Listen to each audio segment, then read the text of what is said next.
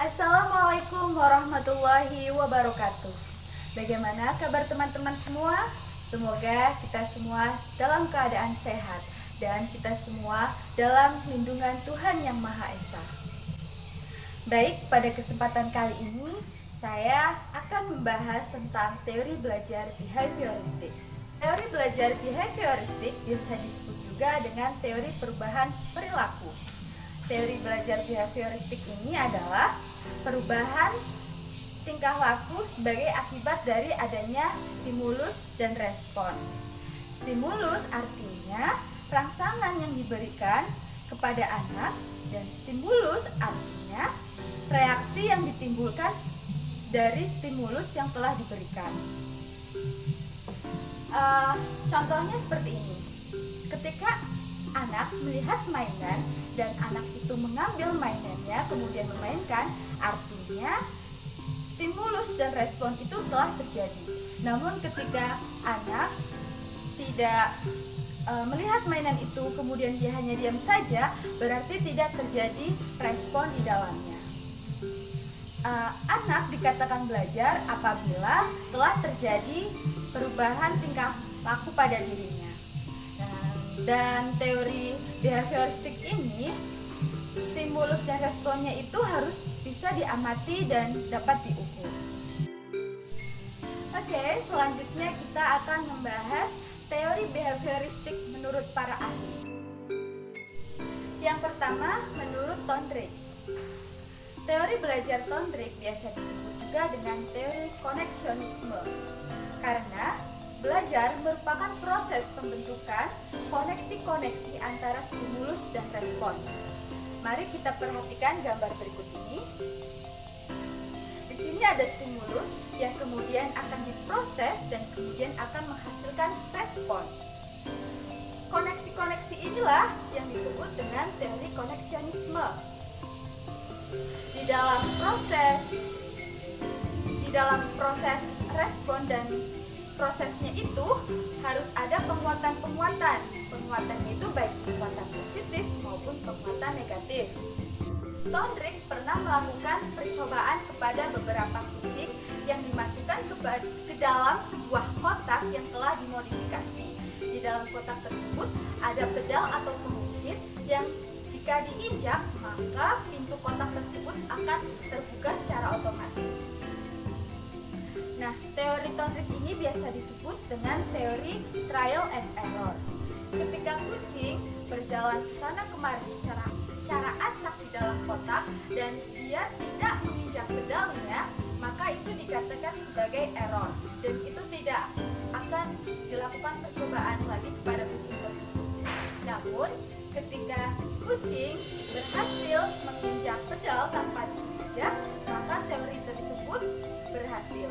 Dan kucing tersebut ketika nantinya akan keluar dari kotak, dia dengan sengaja bisa menginjak pedal itu kemudian keluar dari kotak. Selanjutnya, Thorndike menemukan 3 hukum pokok. Yang pertama, hukum latihan. Hubungan antara stimulus dan respon akan menjadi kuat jika sering digunakan. Namun sebaliknya, akan menjadi lemah ketika tidak digunakan. Contohnya, jika anak bermain piano atau berlatih piano secara terus-menerus atau sering dilakukan, maka anak tersebut akan bisa memainkan piano sendiri. Namun ketika anak tersebut hanya sekali melakukan kegiatan latihan atau bermain piano, selanjutnya dia tidak akan bisa. Yang kedua, ada hukum akibat. Tindakan atau perbuatan jika dilakukan dengan puas atau menyenangkan cenderung akan diulangi. Namun, tindakan atau perbuatan jika dirasa tidak puas dan tidak menyenangkan cenderung akan tidak diulangi. Contohnya seperti tadi, ketika anak tersebut berlatih atau memainkan piano dengan senang, merasa puas, anak tersebut akan mengulangi latihan atau bermain piano. Namun ketika anak tersebut tidak merasa puas, bosan dalam bermain piano, maka anak tersebut tidak ingin mengulangi bermain piano. Yang ketiga ada hukum kesiapan. Proses belajar akan berhasil dengan baik jika anak memiliki kesiapan. Contohnya, ketika proses pembelajaran atau anak tadi melakukan kegiatan bermain atau berlatih piano, jika sebelumnya dikasih apresiasi atau persiapan seperti ice breaking, permainan-permainan kecil, dan lainnya, maka anak dalam melakukan kegiatan mental dan dirinya akan siap. Yang kedua, teori belajar behavioristik menurut Watson. Menurut Watson, belajar merupakan proses interaksi antara stimulus dan respon. Hanya perubahan tingkah laku yang dapat diamati dan diukur, itulah yang disebut dengan proses belajar. Berbeda dengan Thorndike yang tidak ada batasannya, sedangkan Watson itu ada batasannya, yaitu yang bisa diukur dan diamati. Contoh proses perubahan tingkah laku yang tidak dapat diamati dan diukur, contohnya adalah mental, kecerdasan otak, kecerdasan pemahaman, dan gangguan otak. Manusia sebagai produk dari lingkungan. Manusia atau organisme biasa disebut dengan netral, pasif, dan reaktif. Menurut Watson, manusia itu netral karena hanya menerima stimulus dari lingkungannya. Bagaimana lingkungan itu memberikan stimulus, ya seperti itulah respon yang akan diterima. Contohnya, ketika lingkungan anak itu respon stimulusnya itu positif, maka responnya juga akan positif. Namun sebaliknya, jika anak tersebut diberikan stimulus dari lingkungan negatif, maka dia responnya juga akan negatif. Contohnya, ketika pertama kali anak melihat ondel-ondel yang sedang diam, ondel-ondelnya, anak itu merasa senang bahkan tertawa. Setelah kita memberikan modifikasi kondisi, ondel-ondel tersebut kita modifikasi menjadi bergerak atau menarik sana kemari, kemudian kita kasih musik yang sangat keras, anak tersebut akan langsung menangis dan ketakutan. Nah, ketika lain waktu anak tersebut melihat ondel-ondel yang sedang diam atau bahkan boneka ondel-ondel, anak tersebut juga bisa langsung menangis.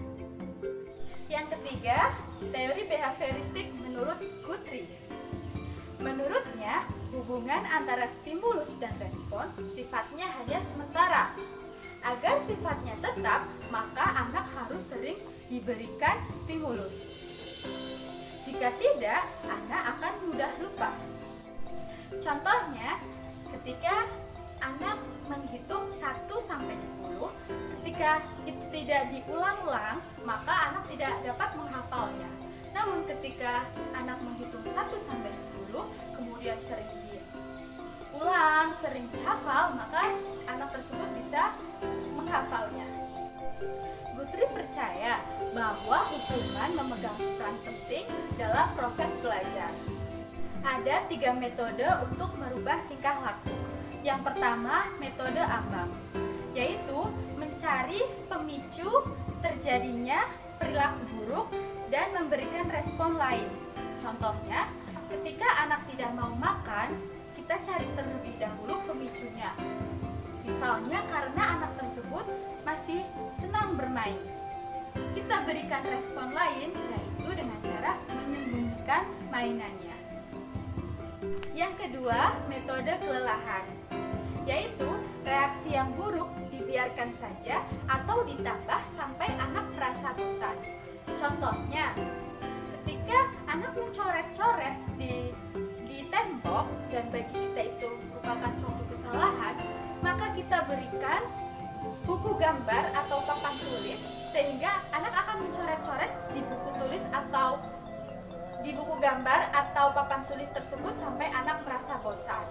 Yang ketiga, ada metode reaksi berlawanan, yaitu menghubungkan stimulus dengan reaksi yang berlawanan secara terus-menerus. Contohnya, ketika anak melempar mainan kepada temannya, yang dianggap itu sebagai kesalahan, maka kita memberikan stimulus dengan nasihat secara berulang-ulang. Namun tanggapan respon anak itu tidak menganggap nasihat sebagai stimulus. Maka kita terus memberikan nasihat secara berulang sampai setiap hari, sampai nanti lama-kelamaan anak akan menganggap nasihat itu sebagai stimulus yang baik, yang positif. Dan yang keempat ada teori behavioristik menurut Skinner. Menurut Skinner, hubungan antara stimulus dan respon yang terjadi melalui interaksi di dalam lingkungan akan menimbulkan tingkah laku. Contohnya, ada guru, ada siswa. Namun ketika tidak ada lingkungan yang mendukung, maka perubahan perilaku itu tidak akan terjadi. Dan di dalam Skinner ini memfokuskan adanya interaksi di dalam lingkungan. Ada dua hukum operant conditioning. Jika tingkah laku diiringi oleh sebuah penguat atau reinforcement, maka tingkah laku tersebut dapat meningkat. Namun, ketika suatu tingkah laku yang diperkuat dengan stimulus penguat conditioning tidak diiringi stimulus penguat atau reinforcement, maka tingkah laku itu akan menurun, bahkan akan musnah. Contohnya, ketika anak hanya diberikan nasihat saja tanpa adanya penguat atau reinforcement seperti motivasi atau hadiah, maka lama-kelamaan tingkah laku anak itu akan menurun, bahkan akan hilang. Menurut Skinner, hadiah atau reward itu lebih dipentingkan daripada hukuman atau punishment. Ini berbeda dengan teori Guthrie yang lebih mementingkan punishment. Contohnya, ketika anak rewel dan ingin selalu diberikan mainan, maka orang tua itu memberikan tantangan atau challenge kepada anak.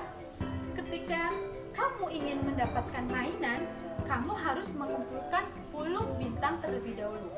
10 bintang itu diperoleh dari perilaku ketika anak tersebut setiap harinya memberikan perilaku yang baik. Contohnya, membantu orang tua membersihkan meja makan, membersihkan lantai dengan menyapu, nanti anak tersebut mendapatkan bintang.